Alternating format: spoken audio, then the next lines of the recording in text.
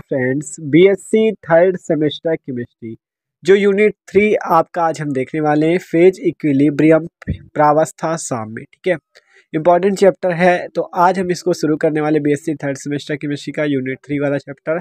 ठीक है, phase equilibrium प्रावस्था साम्य, जिसपे हम आज इंपॉर्टेंट टॉपिक देखने वाले हैं प्रावस्था नियम के बारे में। ठीक है, फेज इक्विलिब्रियम का टॉपिक इंपॉर्टेंट है, प्रावस्था नियम, फेज रूल। ठीक है, इंपॉर्टेंट टॉपिक है और बहुत ही आसानी से इसको हम देखेंगे। ठीक है, इंपॉर्टेंट टॉपिक है। तो देख सकते हो यूनिट 3 आज हम लोग शुरू करेंगे और ये प्रावस्था नियम होता है F+P बराबर C+2। तो इससे थ्योरी सहित हम लोग बहुत ही आसानी से समझेंगे इस वीडियो के अंतर्गत। ठीक है, तो इसके पहले 2 यूनिट हम लोग कंप्लीट कर चुके हैं, आज देखेंगे यूनिट 3 के बारे में। ठीक है, आपका जो बीएससी थर्ड सेमेस्टर केमिस्ट्री का यूनिट 3 है फेज इक्विलिब्रियम प्रावस्था साम्य। ठीक है, तो देखो इसका टॉपिक है इंपॉर्टेंट आपका प्रावस्था नियम फेज रूल। ठीक है, यूनिट 3 का टॉपिक है। तो देखो बात करते हैं प्रावस्था नियम फेज रूल की कि होता क्या है ये। ठीक है, फेज रूल आपका, तो देखो फेज रूल के बारे में देखते हैं।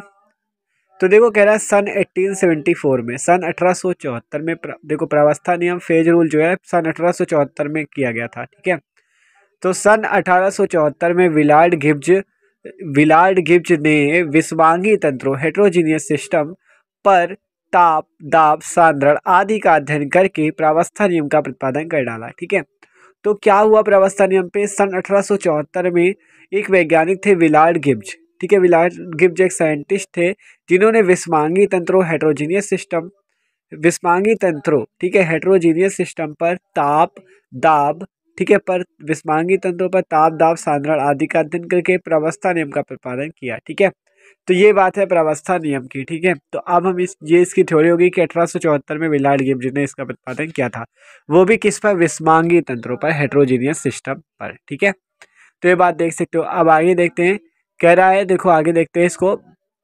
तो देख सकते हो जो इसका नियम है पूरा, तो वो क्या है आपका, देखो प्रावस्था नियम जो है फेज रूल, ये इसका मेन नियम है कि किसी भी विषवांगी तंत्र की साम्यावस्था इक्विलिब्रियम में स्वतंत्रता की कोटि की संख्या और प्रावस्थाओं की संख्या का योग घटकों की संख्या व धन 2 के बराबर होता है। मतलब विषवांगी तंत्र जो हेट्रोजीनियस सिस्टम होगा उसकी जो साम्यावस्था में स्वतंत्रता की कोटि, देखो हेट्रोजीनियस सिस्टम की अब बात करें पहले हेट्रोजीनियस सिस्टम होता है क्या है, विषवांगी तंत्र होता क्या है। तो वह साम्य जिसमें 2 या 2 से अधिक प्रावस्थाएं होती हैं विषवांगी साम्य कहलाता है। ठीक है, तो मतलब जिसमें फेज क्या हो, 2 या 2 से अधिक हो, एक फेज ना हो, 2 या 2 से अधिक हो, वो विषवांगी साम्यावस्था कहलाता है। इससे पहले वाली वीडियो में जो अगर इसके पहले वाले चैप्टर में हम लोग पढ़ चुके हैं इसके बारे में। जैसे देख सकते हो इस पे एक प्रावस्था सॉलिड है, एक प्रावस्था गैस है। ठीक है, मतलब एक फेज प्रावस्था आपकी जो प्रावस्था है वो एक सॉलिड है, एक गैस।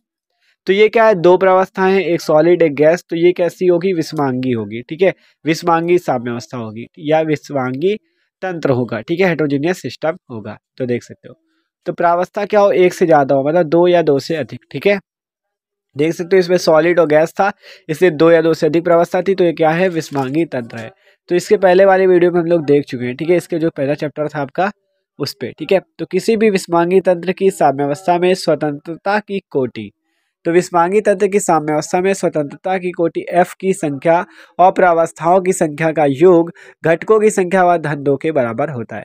तो F+P बराबर C+2 ये प्रावस्था नियम होता है। F+P बराबर C+2 ये आपका प्रावस्था नियम होता है, जहां आपका F जो है, ठीक है, F+P बराबर C+2। F आपका जो है वह स्वतंत्रता की कोटि है। ठीक है, P जो है आपका, देखो अगर बात करें इस नियम की कि जो F है यहाँ पे स्वतंत्रता कोटि, P आपका क्या है, P आपका प्रावस्थाओं की संख्या, देख सकते हो स्वतंत्रता की कोटि की संख्या। तो मतलब F+P का मान जो होगा C+2 के बराबर होता है। F क्या है, स्वतंत्रता की कोटि है, और P प्रावस्थाओं की संख्या है। ठीक है, P क्या है, प्रावस्थाओं की संख्या आपकी।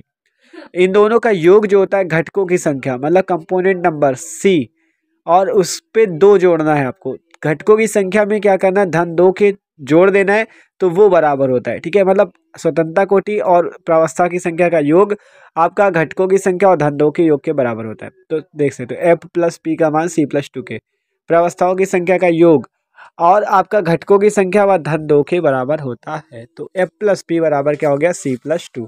ये आपका प्रावस्था नियम फेज रूल होता है। ठीक है, देख सकते हो। ठीक है, ये आपका प्रावस्था नियम फेज रूल जो कि विलार्ड गिब्ज ने दे डाला है। ठीक है, आप देखो इसे, इस पे अगर P को हम उधर भेज दें, इधर प्लस का उधर माइनस पे चला जाए, तो F = C - P+2 हो जाएगा। ठीक है, F+P बराबर C+2 है। अब यहाँ अगर P को हम इधर भेज दें, इधर जो प्लस है उधर चला जाएगा, निगेटिव में हो जाएगा, तो F बराबर हो जाएगा C-P+2। तो ये आपका चाहे इस टाइप से लिखो चाहे इस टाइप से, ठीक है।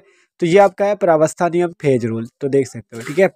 F आपका क्या हो गया, स्वतंत्रता कोटि, P आपका क्या हो गया, P प्रावस्थाओं की संख्या, और C कंपोनेंट घटकों की संख्या, और दो को जोड़ दिया गया, बस F+P बराबर C+2 और बराबर C-P+2, ठीक है। तो देख सकते हो ये आपका प्रावस्था नियम है, ठीक है। आप देखते हैं, जहां देख सकते हो P प्रावस्था है, फेज है, C घटक है, कंपोनेंट है, और F देखो P प्रावस्था हो गई, C घटक हो गया, ठीक है, फेज होगी, C घटक कंपोनेंट हो गया, F जो है स्वतंत्रता की कोटि, डिग्री ऑफ फ्रीडम या कह सकते, डिग्री ऑफ फ्रीडम या कह सकते हो वेरिएंस, ठीक है।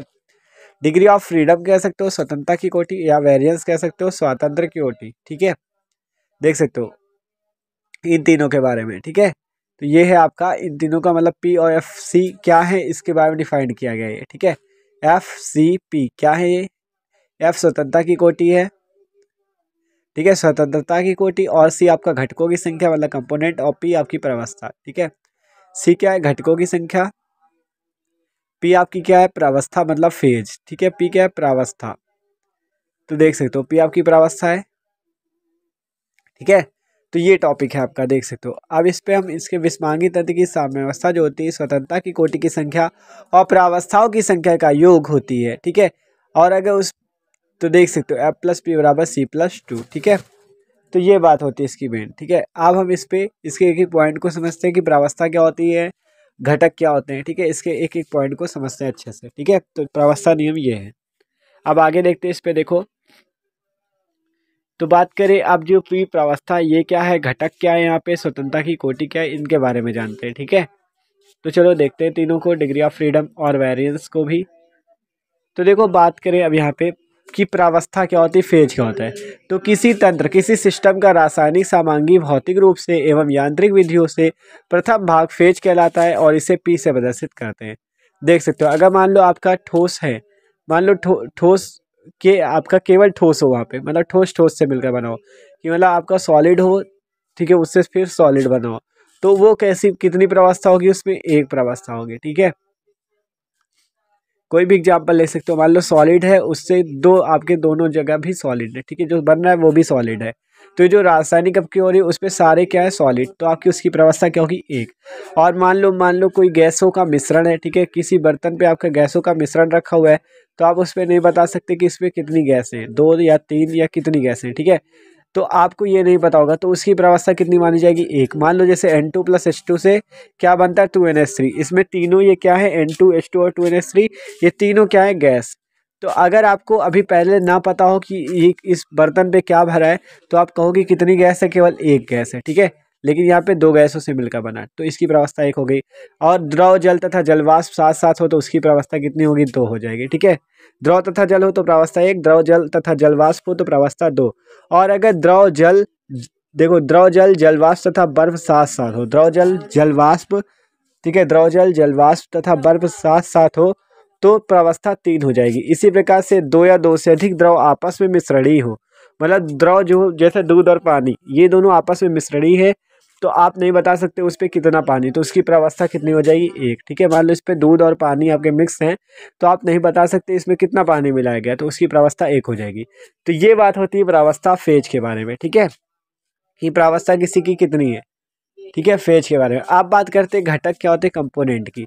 तो देखो साब में घटक कंपोनेंट जो होते हैं, साब में अर्थात साम्यावस्था में भाग लेने वाले रासायनिक अवयवों की वह छोटी से छोटी संख्या जिसके द्वारा प्रावस्था का संगठन प्रत्यक्ष रूप से या किसी रासायनिक अपक्रिया के द्वारा व्यक्त किया जा सके, कंपोनेंट कहलाता है, ठीक है। किसी रासायनिक अपक्रिया के द्वारा व्यक्त किया जा सके, कंपोनेंट कहलाता है। इसे सी से व्यक्त करते हैं, ठीक है, सी से व्यक्त करते हैं, मतलब सी से प्रदर्शित करते हैं इसे, ठीक है। तो मान लो जैसे आपका एग्जाम्पल जल तंत्र है, मान लो आपका जल का सिस्टम है, तो उस पर जल भी हो सकता है एक रूप, उसका वाष्प भी हो सकता है, और बर्फ भी हो सकता है, और इन तीनों को हम एक घटक के द्वारा प्रदर्शित कर सकते हैं, H2O के द्वारा, ठीक है। अगर पूछा जाए जल का सूत्र क्या है तो H2O बताओगे, वाष्प का सूत्र पूछा जाए तो H2O बताओगे, बर्फ का पूछा जाएगा तब भी H2O है। तो ये H2O जो है ये आपका कंपोनेंट है, घटक है यहाँ पे, ठीक है। आपका जो जल का सिस्टम है उस पे H2O जो है वो आपका घटक है, ये आपका एग्जाम्पल से देख सकते हो, ठीक है। तो यहाँ पे H2O क्या है, एक घटक है, कंपोनेंट है, ठीक है। तो ये बात थी घटक की आपकी, कि घटक आपका क्या होता है, छोटी से छोटी वह संख्या है जिसके द्वारा प्रावस्था का संगठन प्रत्यक्ष रूप से या किसी रासायनिक अभिक्रिया द्वारा किया जा सके, कंपोनेंट कहलाता है। इसे C से व्यक्त करते हैं। एग्जाम्पल आप देख सकते हो, ठीक है। तो ये देख सकते हो आप, ठीक है। H2O आपका यहाँ पे क्या है, कंपोनेंट है, ठीक है। तो देख सकते हो घटक हो गई आपकी, प्रावस्था हो गया, दोनों के बारे में अच्छे से हमने जान लिया, ठीक है। तो और ये था आपका प्रावस्था नियम, ठीक है। तो देख सकते हो। तो भाई वीडियो अच्छा लगा हो यार तो प्लीज़ लाइक भी कर देना। Okay, thanks for watching this video.